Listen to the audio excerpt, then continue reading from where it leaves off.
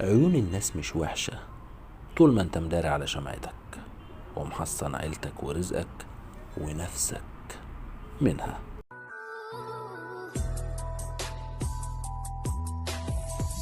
ما تروحش تستعرض رزقك وتتباهى بيه وتتفشخر بفلوسك عمال على بطال وتخلي كل شيء على المشاع كده، ولما حد يبصلك فيه تقوم تزعل.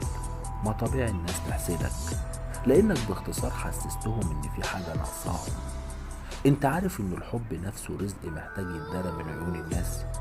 استعينوا على قضاء حوائجكم بالكتمان، وعلى رزقكم بالكتمان، وعلى حبكم والألفة اللي بينكم برضه بالكتمان، وحتى على فلوسكم والله مصدر رزقكم بالكتمان. وده مش عيب.